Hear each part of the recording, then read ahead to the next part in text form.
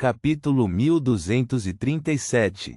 À medida que os raios dourados de luz brilhavam, Clarman, um rei xamã, que viveu por mais de 1000 anos, desabou em pedaços na entrada da Catedral da Meia-Noite. Cada parte de seu corpo estava carbonizada e completamente sem sangue. Entre eles, algo caiu das cinzas do seu manto preto. Era uma palma de tamanho normal. A textura de sua pele não parecia nada humana e tinha um brilho fraco. Seus dedos eram bem definidos, com quantidades equilibradas de carne e osso. Se não tivesse visto em tal ocasião, Enlil definitivamente teria acreditado que a palma fazia parte de um boneco requintado. Outra cabeça na mão de Reinette Tainiker balançou para frente e rapidamente mordeu a palma. Ao mesmo tempo, a figura de Sharon tornou-se incorpórea quando ela entrou nos restos mortais do rei xamã Clarman, acelerando a expulsão de sua característica de Beyonder. Enlil se recompôs e olhou para a porta de invocação criada pelo Anel de Lilith. Seu corpo de repente se transformou em um luar nebuloso. O luar carmesim se despedaçou em incontáveis fragmentos de luz. As escamas vermelhas brilhantes e diabólicas nadaram ao redor da área em volta pelo luar, reestruturando-se ao lado do cadáver de Clarman e Enlil White em seu smoking e gravata borboleta. Sem olhar para a característica de Beyonder que havia vazado, ele dissipou o crucifixo do Sem Sombra, abaixou-se e pegou a visão branca que ele havia jogado de lado anteriormente usando sua luva de veludo preta.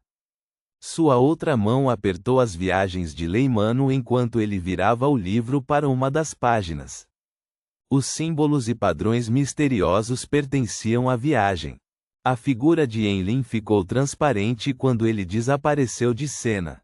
Ele seguiu o plano e foi o primeiro a sair após o término da operação.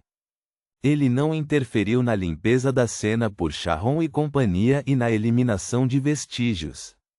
Afinal, era o mais fraco ali.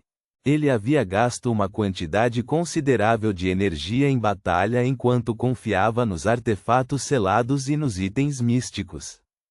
Quanto aos despojos de guerra, seriam distribuídos assim que retornassem a Backlund.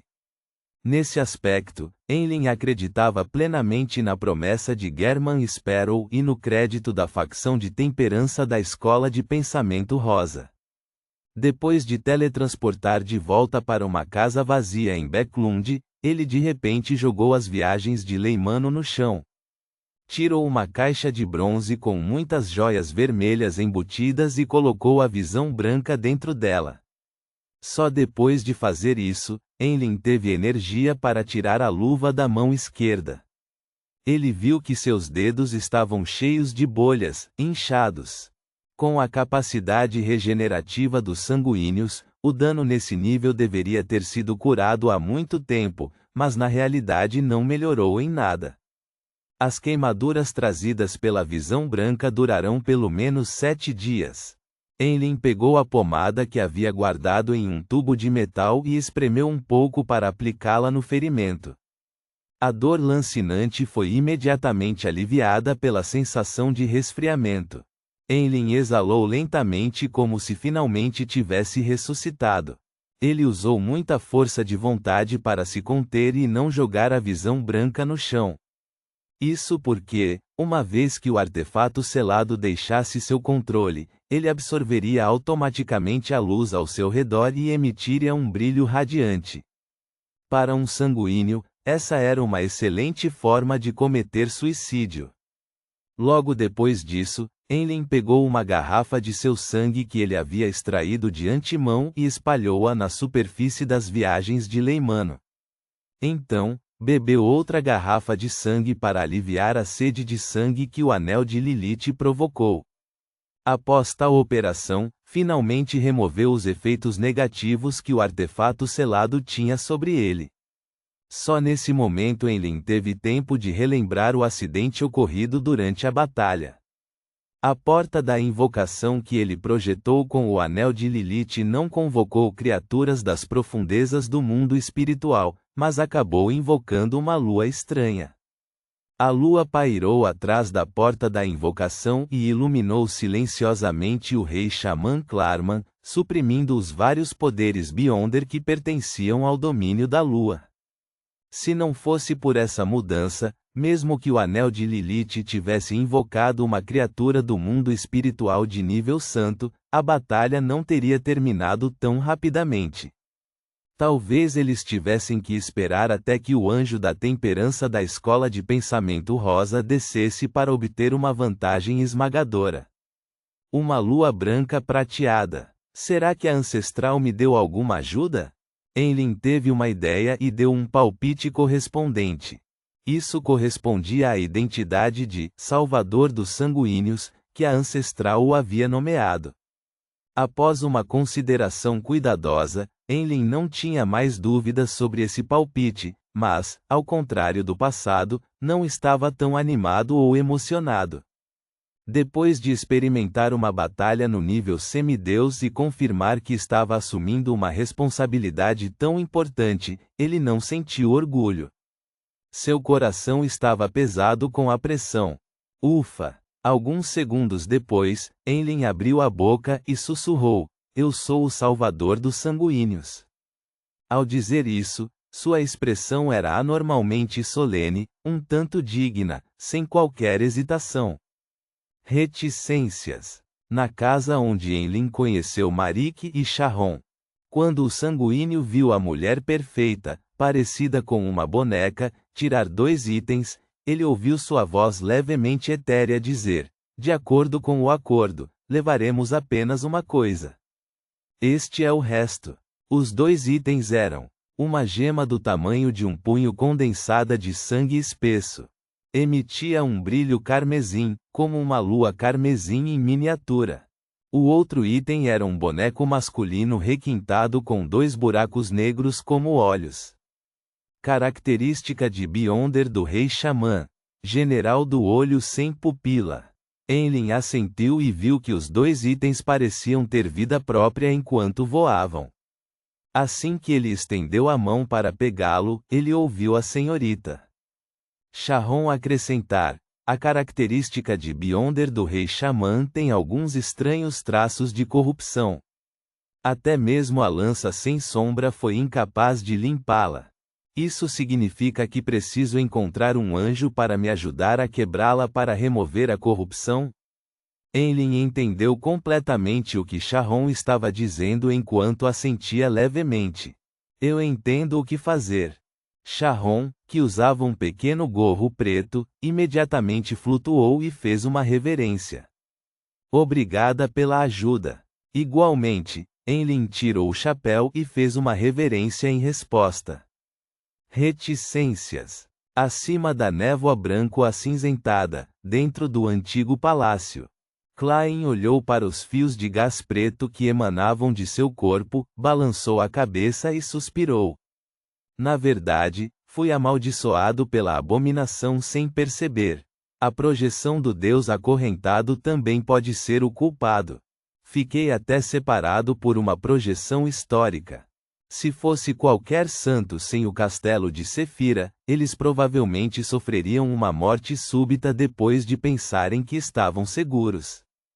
Quanto à senhorita mensageira, não houve grande problema mesmo sem a projeção histórica intermediária porque ela era um anjo de verdade.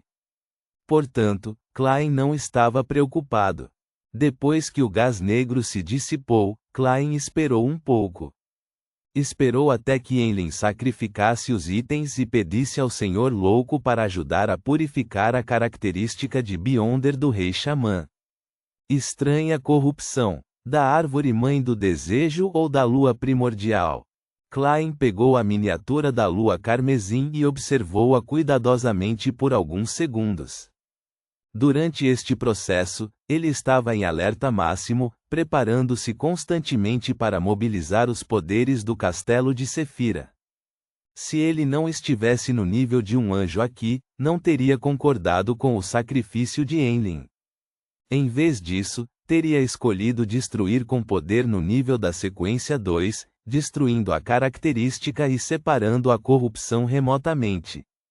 Naquela época, Klein nem se atreveu a adivinhar sobre a característica de Beyonder do lobisomem que havia sido levemente influenciada pela árvore mãe do desejo. Ele até a vendeu às pressas. Depois de examiná-la seriamente, Klein pressionou a mão direita, fazendo todo o espaço misterioso vibrar. A lua carmesim em miniatura quebrou com um estalo, dividindo-se em pequenos pontos vermelhos de luz. Entre esses pontos de luz, havia uma pequena quantidade de névoa vermelha que evaporou, formando eventualmente uma gota de sangue fresco. Então, os pontos de luz vermelha se reuniram novamente, condensando-se constantemente antes de se transformarem na miniatura da lua carmesim. Porém, comparado a antes, era mais translúcido e puro. Klein conjurou uma mão falsa, pegou a gota de sangue aparentemente fresca e descobriu que ela continha imensa vitalidade. Não está no nível de anjo, mas é um pouco estranho. Parece ter recebido as bênçãos de um deus maligno. Quando Klein cortou todas as conexões invisíveis que resultaram do sangue, ele pegou uma estatueta de papel e tentou pressionar a gota de sangue nela. No momento em que o sangue entrou em contato com a estatueta de papel, ele imediatamente penetrou. No segundo seguinte, o corpo da estatueta de papel estranhamente inchou e explodiu. No momento em que a estatueta de papel se rasgou, uma nova estatueta de papel com um toque carmesim apareceu. Parecia ter propriedades totalmente desenvolvidas. O poder de reprodução. Klein franziu a testa ligeiramente enquanto esfaqueava com a mão direita, reduzindo a estatueta de papel recém-nascida a pó. Uma pequena quantidade de névoa cor de sangue emanou novamente, condensando-se em uma gota de sangue. A característica e a espiritualidade foram apenas ligeiramente enfraquecidas. Precisa ser repetida mais de 100 vezes antes que possa ser completamente removida. Klein avaliou silenciosamente enquanto reunia os poderes do castelo de Sefira para selar a gota de sangue. Ele então olhou para cima e lançou seu olhar para o boneco na longa mesa manchada. O boneco do tamanho da palma da mão, em traje formal, estava prostrado, não se atreveu a olhar para cima. Ah, como é fácil lidar com aqueles com características vivas! Klein riu enquanto reunia a gota de sangue selada e a aproximava do boneco chamado General do Olho Sem Pupila. O General do Olho Sem Pupila levantou-se com todos os 4 membros e recuou rapidamente. Após uma pausa, pressionou a testa contra a mesa, emitindo um som indecifrável para os humanos. Declarando sua obediência? Muito bom, Klein respondeu com um sorriso e instruiu casualmente: mostre-me suas habilidades. Após uma série de demonstrações, ele confirmou que o General do Olho Sem Pupila poderia possuir um alvo e afetar itens sem vida. Ele também tinha algum nível de controle sobre itens místicos que ninguém possuía ou nos quais ninguém tinha espiritualidade injetada. O último poder pode ser muito útil em certos momentos. Klein assentiu levemente e acenou para que ele saltasse para uma caixa que ele conjurou. Depois de lacrá-la cuidadosamente, Klein jogou a caixa e a gota de sangue na pilha de lixo para que eles se familiarizassem com suas vidas futuras. Quanto aos efeitos negativos do General do Olho Sem Pupila, Klein acreditava que eles poderiam discutir e resolver o problema de forma amigável e normal. Ponto.